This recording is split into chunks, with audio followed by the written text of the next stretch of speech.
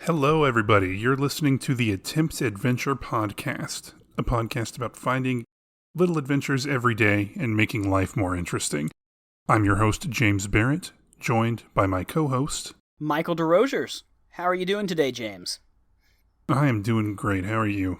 Yeah, quite well. It's kind of hot today here in beautiful sunny Bangkok, Thailand, but, what else is new, right?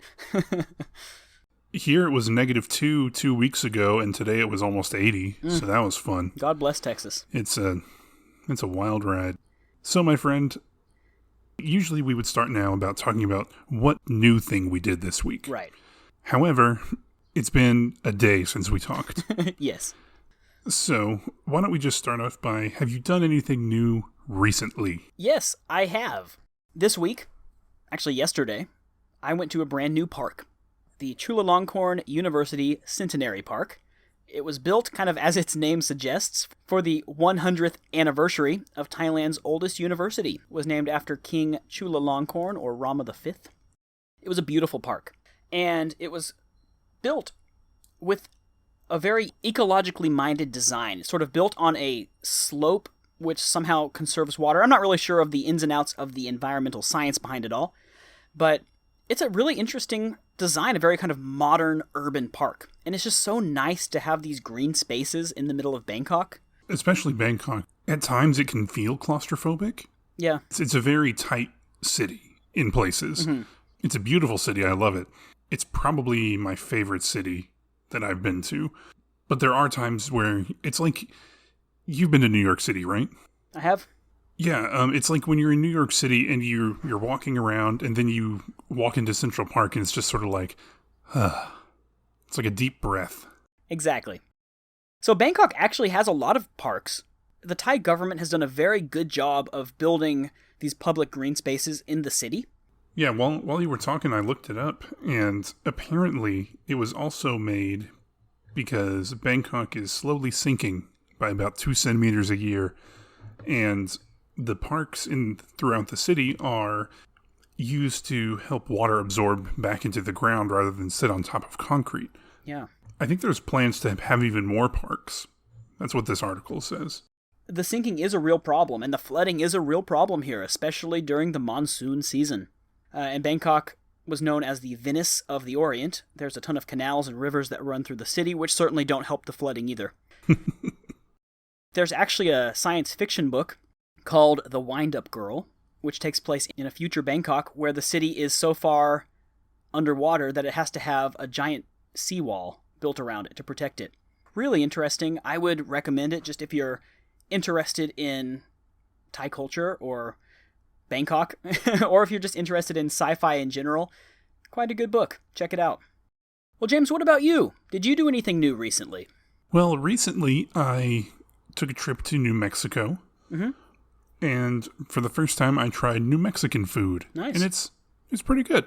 A lot of chilies, which is different from Tex-Mex chili, which is chili with an I, not chili with an E. Right. And not Chile, although the flags look the same. It's... I don't know where I rank it in my Mexican food hierarchy, because, like, New Mexican food, Tex-Mex, and real Mexican food are all completely different. And James, I would describe you as something of a connoisseur of good Mexican food. I do like Mexican food. I do. And Texas is a good place to be if you like real Mexican food. I'm not the biggest fan of, like, green chili, but I enjoy it when it's done right, and it was definitely done right. Well, James, you know this about me. I am inexplicably fond of the state of New Mexico. Land of enchantment indeed, in my opinion. I don't know why I'm so drawn to it. I just really like New Mexico. It is kind of strange. I'm not familiar with New Mexican food, really, because I've been a bit of a budget traveler. But I do have 2 hot tips for you. First of all, Pinyon coffee. You can find it pretty much at any truck stop, gas station, restaurant, whatever. In New Mexico, they smoke the coffee beans. They kind of roast them over pinyon wood. and it infuses the coffee with that pinyon smell. It's really good. So that's one, highly recommended. Number 2, if you go to a McDonald's in New Mexico and you order a McChicken sandwich, ask for a little cup of green chilies on the side as a condiment. Put the green chilies on top of the McChicken sandwich. That is the best chicken sandwich I've ever had. So next time you happen to be in New Mexico, just go to a McDonald's, get the McChicken sandwich, and a little cup of green chilies. Yeah, that will be in 2 weeks. So yeah, that will be good. Well, tell you what, if you do this, if you get a green chili McChicken sandwich, take a picture and put it on our Instagram. Shameless plug. That's right. Before we get into our podcast, speaking of our hashtag, I want to remind everyone of our monthly challenge, which is designed to get you out of the house and doing something attainable but interesting. This month, our challenge is to make coffee outdoors. So just go outside and make a cup of coffee. Interpret that however you want. Take a picture and tag us, hashtag attemptadventure, or even email us, hello@attemptadventure.com. Our 3 favorite entries are going to win some stickers from us. They're good stickers. You have a month, so happy coffee. Happy coffee. Today's episode is all about adventuring by yourself. And I would say that of everyone that I know, you are probably the most experienced at this. So why don't you start us off? Okay. Tell us a little bit about why you do it. Do you enjoy doing it? So when I was thinking a while back about the most adventurous thing I ever did, it was not when I moved to Thailand. Because to me, that wasn't all that adventurous. I had a job ready to go. I had a group of 10 people that I was going with. I was never really alone. I had people to meet me here and give me orientation and take care of me once I arrived. That wasn't really a big adventure, even though it was a huge life-changing moment. It wasn't all that adventurous for me because I had this support network. When I came to Thailand, I was a high school English teacher. And on my first school holiday, I wanted to go somewhere interesting, but I wasn't quite sure where to go. And I only had one friend anywhere nearby, and that was a buddy of mine who I went to university with, who is from Hong Kong. And so I messaged him and I was like, I'm coming to Hong Kong. Let's meet up. And so I traveled by myself to Hong Kong. And that was actually the first time I had done anything by myself like that. Of course, my friend was there to be my local guide and show me around and take me to get food and stuff. But, he also had a job. And so when he was at work, I was going around the city by myself. That was kind of my first time to really travel by myself, even though I was going to meet a friend. But after that, I started traveling on all of the school holidays. The first time I really did something alone, completely alone, was my second year in Thailand, when on one of the school holidays, I took a week in Burma. And I just stayed in Yangon, just one city. I explored the city myself. And after that, I sort of just started doing that. On my school holidays, I would go and travel by myself. I do enjoy it because when I do that, I'm in charge of my own itinerary. I can see what I want to see. I'm not relying on other people. I tend to wake up early. I don't like traveling with people who like to wake up at 1 p.m. or 2 p.m. I don't like traveling with people that want to go shopping. I've had some colleagues who went to Singapore once for a shopping trip. To me, I can't think of anything worse. That's just me. But I would hate that.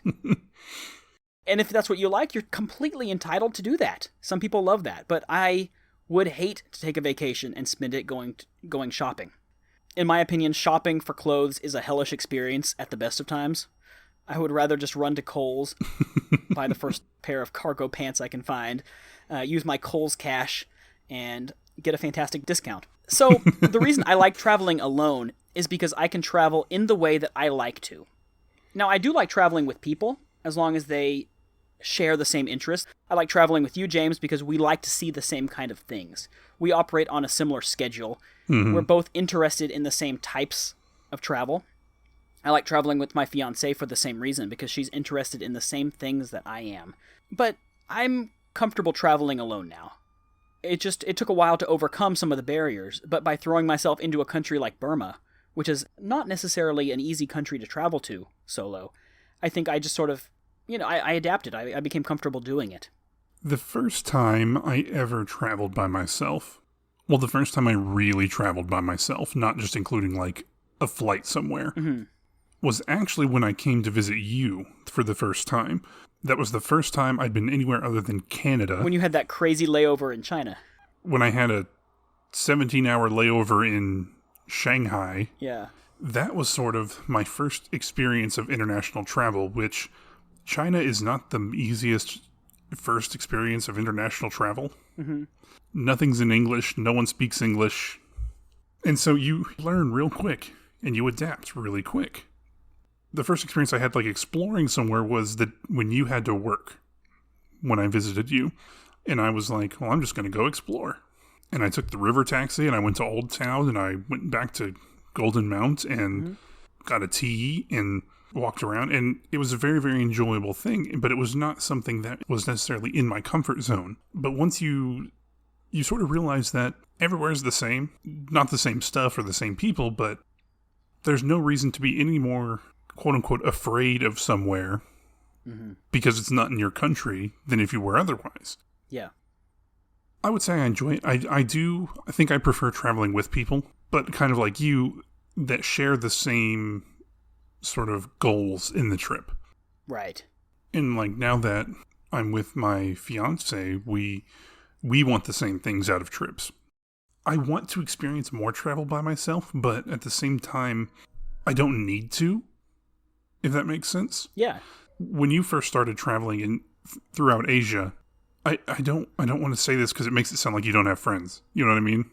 But like, you didn't necessarily have someone to go on these trips with you, or that you wanted to go on these trips with you. That's completely true. I mean, my first few years here, all of my colleagues were women, and we had different ways to travel. And as a man, I feel more comfortable traveling solo than they would, certainly. Mm-hmm. They would want to be in groups, but when you're with a big group, it takes a lot longer to go where you're going. Like, I would travel with them sometimes, but by the time they were ready, it was 11 or 12, and like half the day was gone. And it just wasn't enjoyable for me.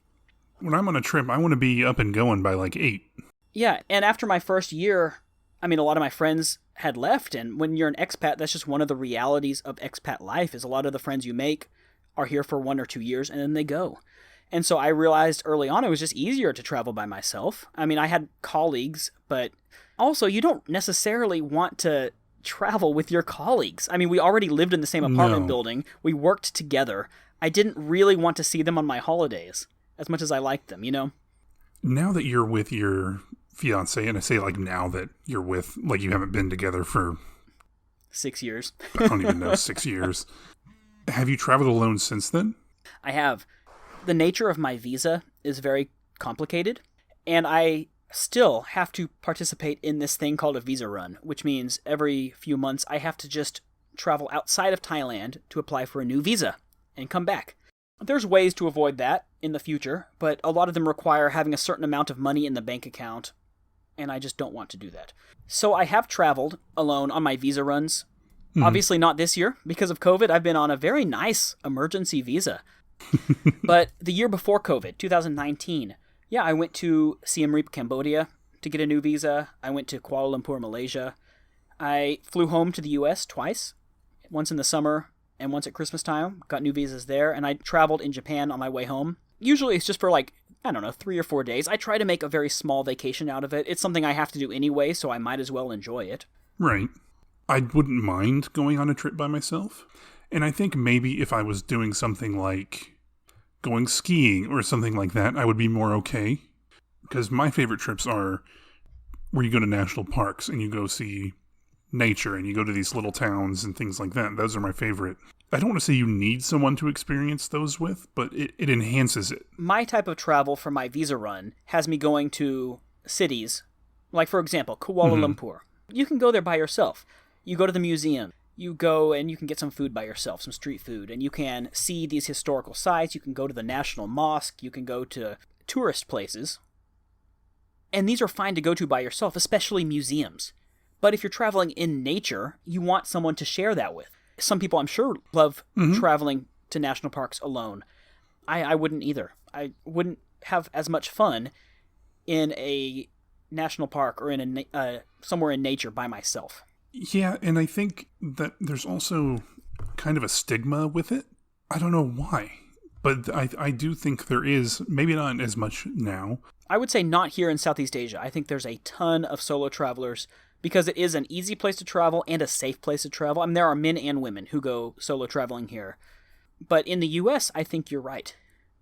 I think we have a different view of solo travel because we're men, and frankly, because we're white. Yeah, definitely. Because I know women have a different view on it. People of color have a different view on it. Yeah.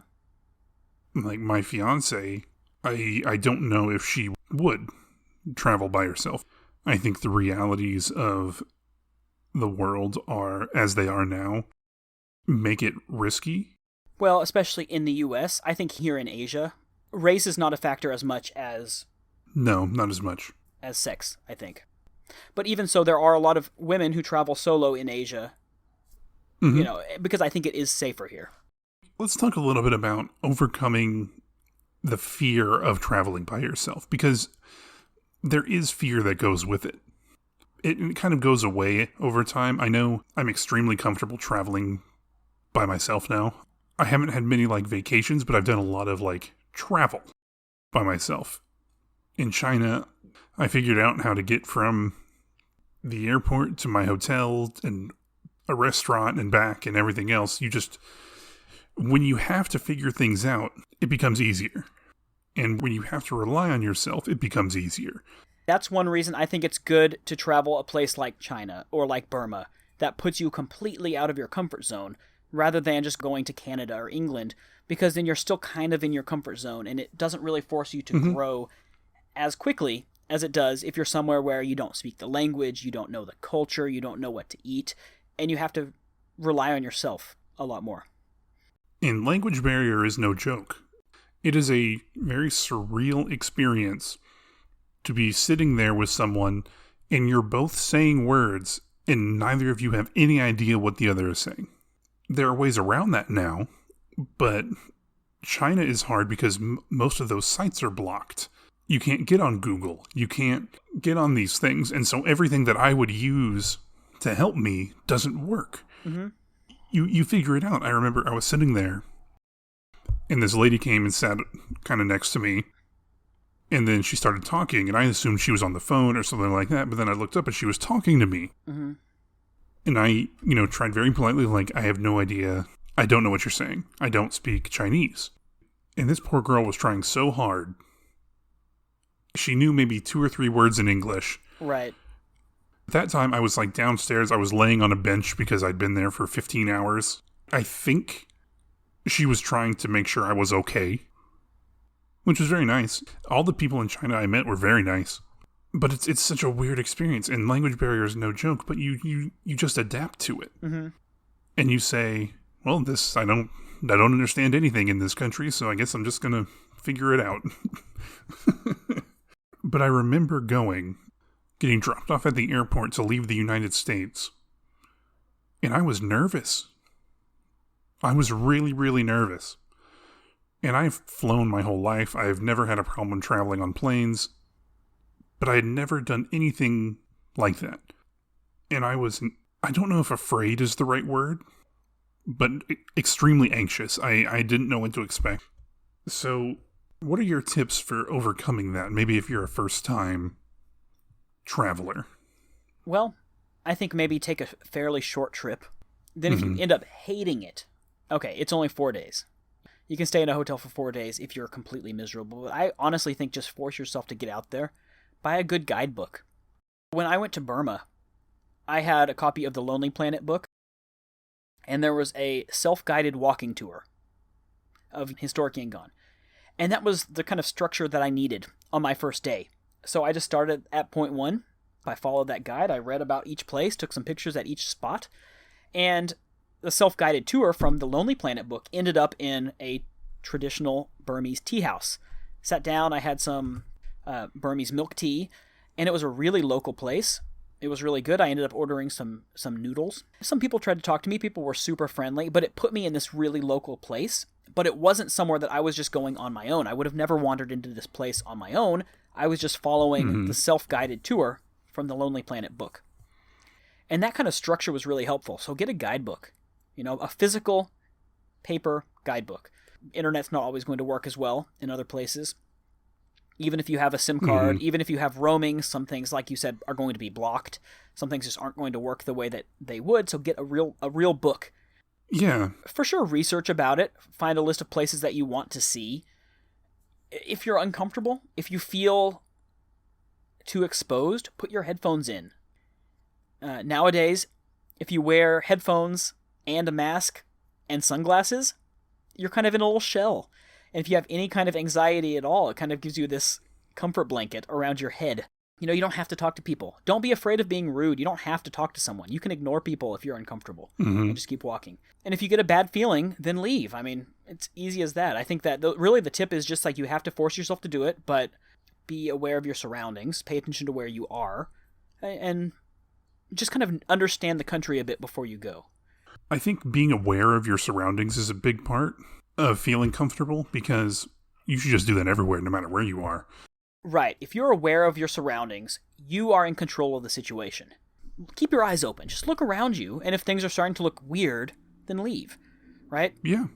But if you're walking around and you see a bunch of families, people hanging out and doing normal daily life things, then you can probably feel safe. You know, if you see a mom taking your kid for a walk in the stroller, you're probably in a pretty okay area. I mean, it's just about using your judgment. It's about developing good judgment. Yeah. You know, we kind of already touched on this. The best solo trips are probably going to be more cities. Yes, I think so. Rather than camping. Solo camping, I know people that enjoy, but I personally wouldn't. That takes a lot more comfort with being alone. Yeah, comfort not just in feeling safe and feeling secure, but just overcoming boredom. Because if I'm just in the woods by myself, I can be like, okay, this is pretty, and then 30 minutes later I'm like, I'm really bored. Because to me, part of the fun of camping is having someone there to share that experience with you. What is the best sort of unexpected thing that happened when you were traveling solo? Or just in general, the best solo adventure that you've been on? The second time I was visiting you, you went to work one day, and I took the river taxi into Old Town. But when I was coming back, I got off at the wrong stop. And ended up in a part of Bangkok that tourists just don't go to. It wasn't bad. It was just a normal neighborhood, but it had the little shops and little street vendors and things like that. You know, I was walking, and I knew exactly where the SkyTrain station was. But I was like, you know what? I'm just going to wander around. You know, I stopped and I got a snack, and I got a tea. I looked in the little shops, and I did things like that. And it was a very, very interesting experience, and it was really, really cool because it enforces in your mind that people are people. Yeah. And I think that's a really cool experience that you get when you travel abroad, or even just to like different states or definitely different cities, anything, is that people are people. And that's an experience that you would not have had if you were with me, because number one, I would have taken you to the right station and we would have just gotten out. And number two, if we had gotten out at the wrong station, we probably would have just been talking and chatting, and you wouldn't have had the opportunity to really look around and explore and discover some new place. And that's the kind of thing that you can only do, really, when you're alone. You see people living their day-to-day life, which maybe you just overlook otherwise. And it's a really cool experience to see the similarities and differences to your everyday life. Well, what about you? What was your best? A couple years ago, when I was in Japan, I had taken a day trip from Tokyo to this town called Kamakura, and I was trying to find the Big Buddha, which is this giant bronze statue that's hundreds of years old.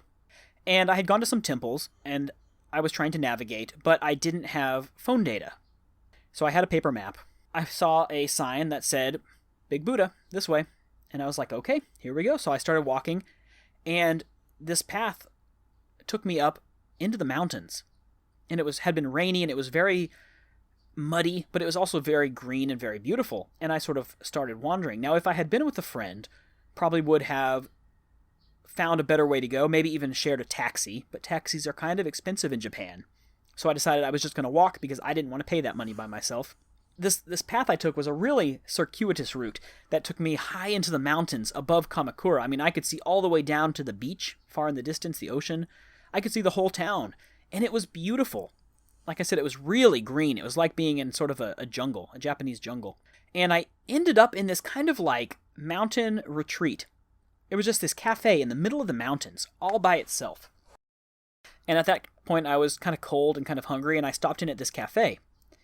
And it had incredible views, and I had a little cup of mushroom soup and a croissant sandwich and a cup of coffee. And I started talking to the people that worked there about, like, what is this place? Like, why is this little cafe here? And they were telling me, this used to be some guy's private home. And hikers would always get lost and just kind of stumble across here, and he would just start by offering them tea when they would come across his property. And eventually he was like, you know what? A lot of people are coming by here. I'm just going to make a real cafe where people can sit and rest. And he built this little cafe, like a French-style cafe up in the mountains. And the staff there were so friendly, and they could speak English well enough, and we had a great little conversation, and they pointed me on the way, and I came down the mountain on the other side, and then there I was, right in front of the great Buddha of Kamakura. That whole experience, from kind of getting lost to meeting the people to having my mushroom soup, which doesn't sound very Japanese, and it's not, but it was a French-style cafe, to kind of going to the great Buddha by myself was great. If there had been someone else with me, I think I would have been doubting. I would have been second guessing. We would have been saying, are you sure you want to go this way? Do you want to turn around? Or should we just get a taxi? Or should we just give up? But when I was by myself, I was like, I don't mind walking for a while. You don't have to feel considerate of other people. It was a really long walk, and it was really uncomfortable, and it was muddy, and it was wet and cold. But I was by myself, so I wasn't worried about someone else being comfortable. So I just kept going, right. And I had this really cool experience. And it was a day I probably wouldn't have had even if I was with one other person, because we probably would have made different decisions and done things differently. Right. And getting lost can be a very good thing. Mm-hmm. You see some weird things when you get lost. Oh, yeah. That's cool. I would have liked to see that. In general, I think people are good. In general, I think people are going to be willing to help you. I believe that solo travel experiences, as long as you are open-minded, aware of your surroundings, and stay safe, are going to be overwhelmingly positive. I would agree. It might be more fun to travel with someone else, sure. But I think that you shouldn't be afraid of traveling just because you don't have someone to go with. Well, you wanna go into our next segment? Yes, I'm ready. James, it's time for our favorite segment, Adventures in the News.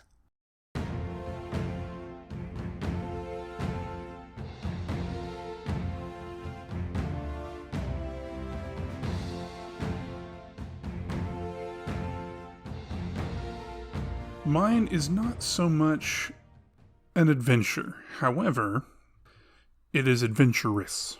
Now, the United States just added its most recent national park, New River Gorge National Park and Preserve in West Virginia. And it looks awesome. There are plateaus and rapids and those rolling mountains that you get in the Appalachians. And the national parks, and I just want to give a shout out to the national park system, because it's the best thing ever. Oh, definitely.